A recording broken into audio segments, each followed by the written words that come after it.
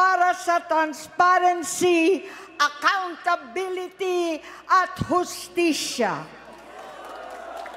At dahil sa tawag ng sarili kong konsensya, bilang senador, bilang kapatid, bilang Pilipino, bata pa lamang kami ni Bongbong, alam na ng buong pamilya ang problema sa kanya.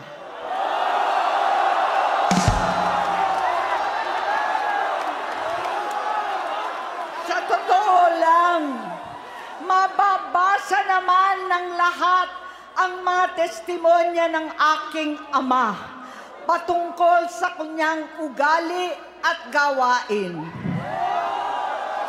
Noon, dahil may tatay pa kami, hindi ko pa siya responsibilidad. Noong tumatanda, ay mas naging nakakabahala. Batid ko na nagda-drug siya.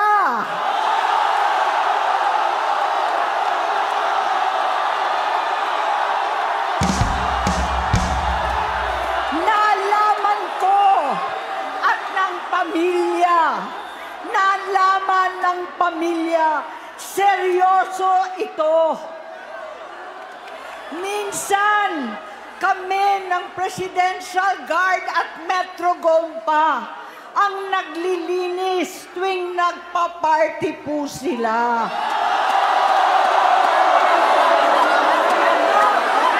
Namuhay kaming magkakapatid sa ibang bansa. Kami-kami lang. Kinumbinsi ko pa si Bongbong, pakasalan mo na si Lisa. Naisip ko noon, kapag nag-asawa siya, malalagay na sa tahimik at magkakaroon ng direksyon. Ang laki ng pagkakamali ko. Mas lumala ang kanyang pagkalulong sa droga.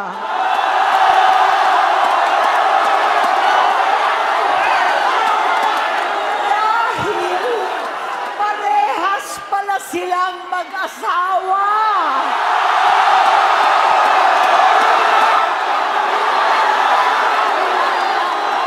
Naging gobernador siya ng Ilocos. Alam ng mga tao doon na halos hindi siya pumapasok. Tuwing kukumprontahin ko siya, ay nagsasabi siyang magbabago na siya, aalisin na niya ang bisyo. Hanggang sa may nagsumbong na naman sa akin na sa paggising pa lang sa umaga, kasabay ng almusal, marijuana pala.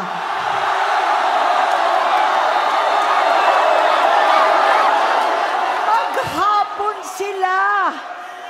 Lahat sila nagiinuman at gumagamit ng cocaine. Kasama ng asawa at barkada. Tulad ng ama ko, kinastigo ko ang mga barkada niya. Ang nasirang si Bong Dasa, si Edvi Cruz, Inigo, Tony Boy, Sap Anton, alam po ninyo yan. Paano nagre-resign na sa takot ang mga pulis nila at staff dahil sa lumalalang bisyo. Inayos ko sila dahil gusto niyang ituwid ang buhay niya. Gusto niyang mag-vice-presidente. Hindi siya pinalad at lalong nagkaroon ng oras para sa bisyo. Simula noon, naging malabo sa amin ang lahat. Kaysa mag-away, bigla na lamang lumayo ang loob namin sa isa't isa. Noong 2016, kasabay ng kampanya ni dating Pangulong Duterte laban sa droga, lumabas ang pangalan ni Bongbong sa listahan. Nakasama siya sa listahan ng mga celebrities, mga artista, Maricel Soriano at iba pa. Masinsinan kong kinausap si Pangulong Rodi. Halos manikluhod ako. Sinabi kong ayon sa kapulisan, dapat unahin, usigin ang mga pusher at saka na lamang sagipin ang mga user. Naligtas si Bongbong. Labis ang takot ko at pag-aalala. Kinausap ko siya at nagsabi siyang talagang siya ay nagbabago na. Muli at lagi, hindi ako nawalan ng pag-asa. Ako'y naniwala ulit. Mula noon na natatanggap ko na lang na balita tungkol sa kapatid ko ay regular na pagpapadoktor. Kaya kumalma naman ako. Iniisip ko, totoo, dahil na-opera na ang tuhod niya sa gout. Siguro, totoo na ito.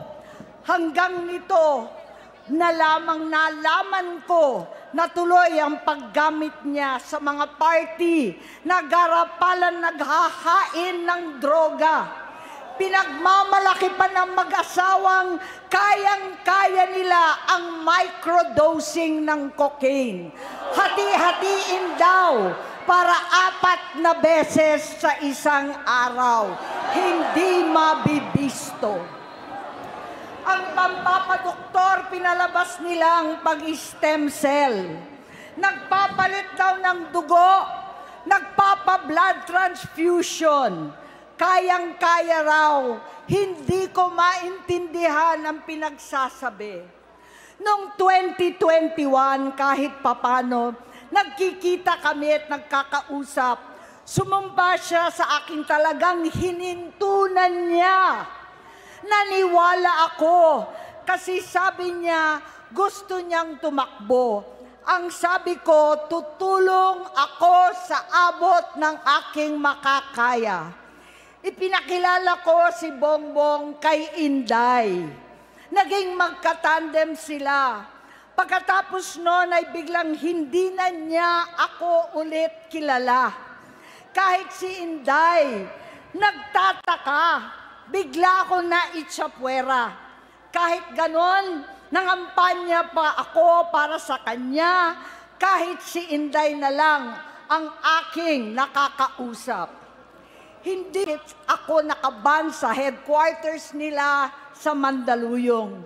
Hindi ko alam bakit walang nagre-report sa akin tungkol sa kampanya. Sa totoo lang, masakit mang aminin, nung dinidisqualify na siya, halos papaboran ko na sana dahil may nagsumbong sa akin mula sa kanyang campaign team na gumagamit na naman siya.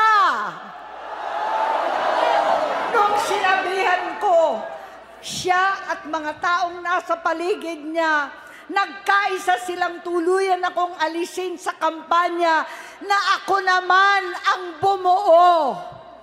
Sinabi nilang gusto ko na siya ay ma-disqualify para ako ang pumalit. Hindi totoo yun. Iniisip ko ang kalagayan ng aking kapatid at paano siya magsisilbi kung ganyan ang kalagayan niya. Pero pinaparating sa akin na hindi siya lulong at minsan na lamang tuwing nagpa-party. Hindi ko maipaliwanag bakit gusto kong maniwala at hindi mawalan ng pag-asa. Noong nanalo siya, naging pinakamalayo na kami sa isa't isa. Maliban sa opisyal na tagpuan at kapag pumupunta yung nanay namin, hindi ako sumama sa loob ng 3 taon dyan sa Malacanang. Dahil lantaran na doon ang inuman, ang paggamit nila ng cocaine at mga bawal na gamot. Hindi ba ninyo nakikita, naririnig, kakaiba na siya magsalita. Hindi na maintindihan kung ano-ano na ang sinasabi at wala na sa sarili. Nagtatago sa kabaitan niya ang pang-aabuso niya sa droga. At nagbunga na ito ng mga nakakapinsalang maling desisyon. Hinayaan niyang kumilos ang mga nakapalibot sa kanya. Yung mga umaastang presidente habang nilululong siya ng mga ito. Hindi na kami nagkausap. Sa harap ng publiko, pinipilit kong magmukha kaming maayos. Pero wala na kaming koneksyon. Hindi ko hinihiling na maunawaan ninyo ako, lahat kayo.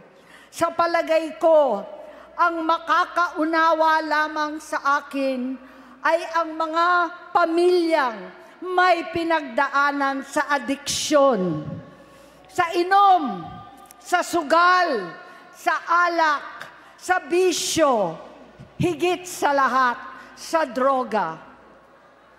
Pag hindi ko siya nakakasama, buong aking loob na ipasok sa institusyon, ipagamot, iparehab ko na yan.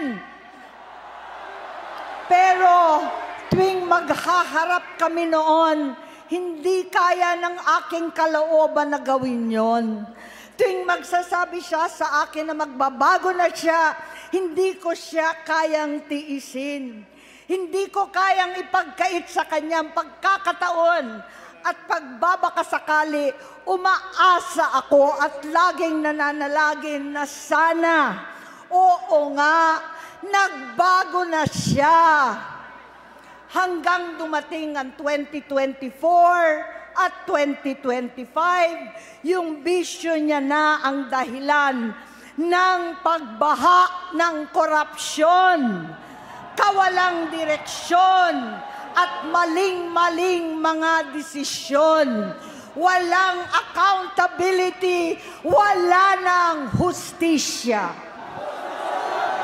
Hindi na niya alam ang nangyayari. Hindi na pinapaalam sa kanya ang mga pangyayari. Sinamantala ng mga ito ang paggamit niya ng droga.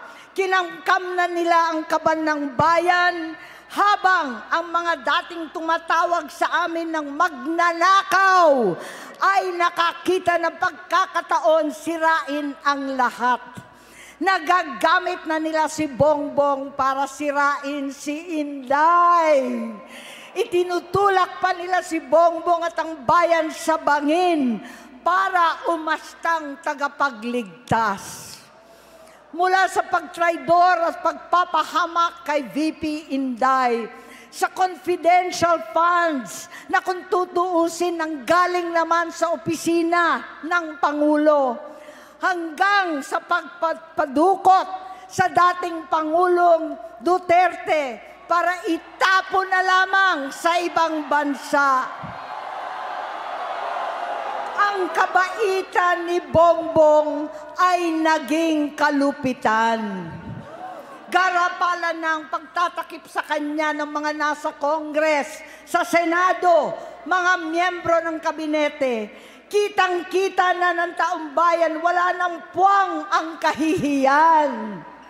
Para bang nauulit ang bangungot ng kasaysayan dinamas namin noon. 68 years old po ang tatay ko nung pinatalsik sa pwesto. 68 years old na rin si Bongbong ngayon. November 17 din, nung 2021, nung nakumbinsi ko si Inday na magbise kay Bongbong. November 18 po, bukas, ang ikatlong araw natin. 9 na taon na nakakaraan, saktong November 18 pa talaga, na pinalibing ni Pangulong Duterte ang tatay ko sa libingan ng mga bayani.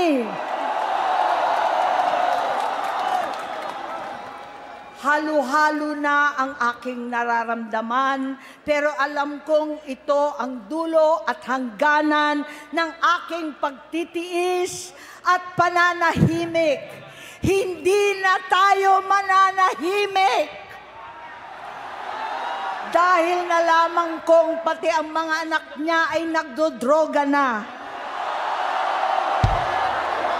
Kinasusuklaman ko pa ang pag-alok ng mag-inang si Sandro ng droga ang aking mga anak at iba pang mga kamag-anak. Yan ang hindi ko na mapapalampas. Sa loob ng halos 4 na dekada, wala akong ibang pinangarap kundi maipakita sa sambayanan na hindi kami masamang tao. Hindi masama ang pamilya Marcos. Gusto kong ibangon ang dangal ng aking ama. Sa pamamagitan na nagpagtatrabaho para sa bayan, sinikap kong maging mabuting gobernador, kinatawan, senador. Hindi ako halos nagpapahinga para makapag-iwan sana ng legasiya na kapag sinabing Marcos, nabawi na namin ang tingin sa nakaraan. Ngunit sa kagustuhan kong maging responsableng anak, matupad ang pangako ko sa aking ama, nabigo akong maging mabuting kapatid. Naging mahina ako kay Bongbong. Sa kapulisan at sundalo, sa lahat ng mga leader at tagapagpatupad ng batas, siya ang Pangulo natin ngayon. Sinabi ko kung anong kalagayan niya ngayon. Tulungan niyo akong mapabuti ang kanyang kalagayan. Tulungan niyo akong matulungan siya. Hindi niya ako kalaban. Ang kalaban niya ay ang sarili niya. At nadadamay ang bansa sa laban na yan. Bilang senador at lingkod bayan, batid ko ang mga problema at gaya ng bayan, alam ko rin ano ang solusyon.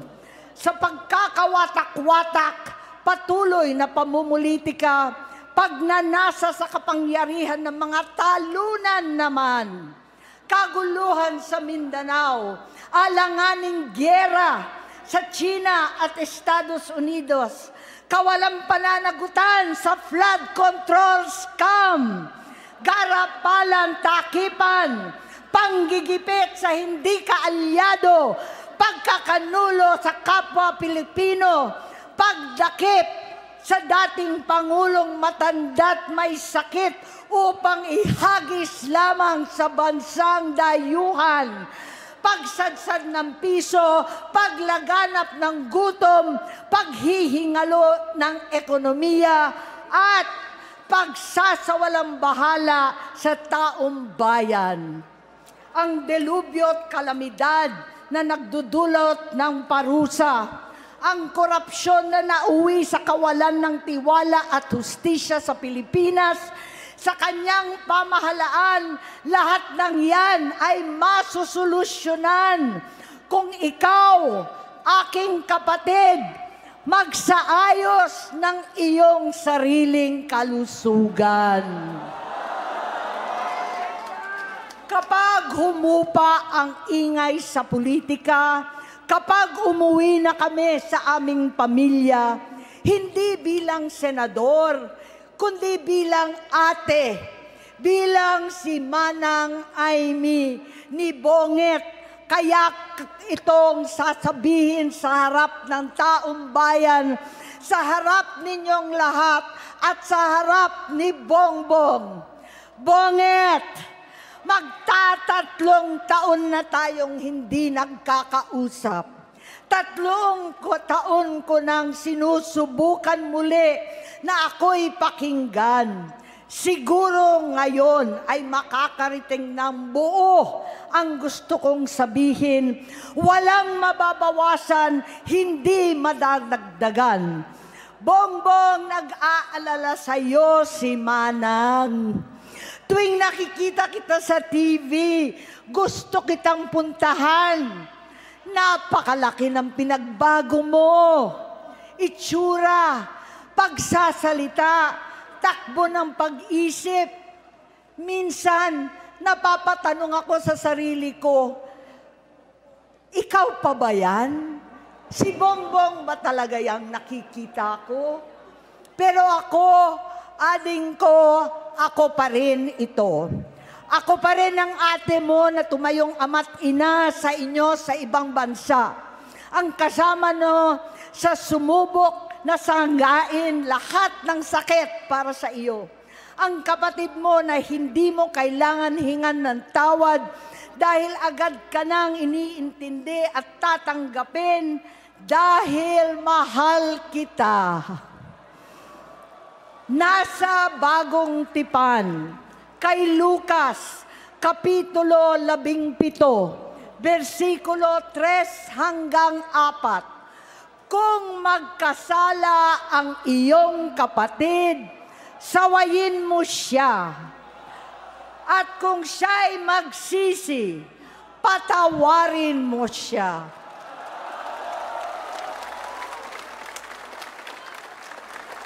Tama na, ading ko. Tapusin mo na ang paghihirap mo at ng bayan.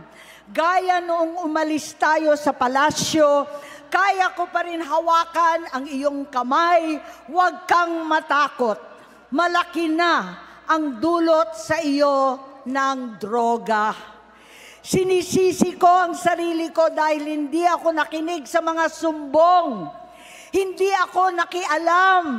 Hindi ako maniwala, pero hindi pa huli ang lahat. Tama na, ading ko, magpahinga na tayo. Umuwi na tayo, magpagamot, magpagaling at nangangako ako, hindi ako malilingat, hindi ako magkukulang. Lahat ng kasama mo ngayon, hindi natin kasama sa pinakamadilim na bahagi ng buhay natin. Kasama mo sila ngayon dahil nasa taas ka pa. Ako at ang ating mga tunay na kapatid dito sa Luneta ang kasama mo kahit magdilim ulit ang lahat. Talikuran mo ang iniisip at ibinubulong nilang ambisyon. Unahin na natin ang kalusugan mo dahil sa adiksyon nabigyan mo ng malubhang karamdaman ang buong bansang Pilipino. Matatanda na tayo, sakitan na si Mami, alagaan na lang natin ang isa't isa. Kaliwat kanan man ang panghuhusga sa akin, malinaw sa aking puso na dapat mauna ang Diyos, ang bayan, pamilya at sarili. Hanggang sa mga oras na ito, Bonget, gusto kong malaman mo na hindi kita sinusukuan. Hindi ko kakayanin kung mapapahamak ka. Kaya hinihingi ko na tayo'y umuwi na, mamahinga alang sa iyong kalusugan. Kaya kung mabigo at mawala sa iyo ang posisyon, pero hindi ko kayang mawala ka sa amin. Ayusin mo ang sarili mo. Magpagamot. Alisin ang droga sa iyong sistema. Wala akong ibang gusto, kundi gumaling ka, malampasan natin ito muli. Dahil wala akong ibang hinahangad bilang ate, kundi maging masaya ka, maging ligtas sa panganib, malusog, matagumpay sa buhay. Itama ang mali, labanan ang adiksyon, at ako hindi kailanman aalis sa iyong tabi. Susuporta at hindi titigil manalangin kasama ninyo dito sa Luneta at sa buong mundo. Dahil iyon naman ang tungkulin at ibig sabihin ng salitang, kapatid, kapatid, mabuhay kayong magkakapatid.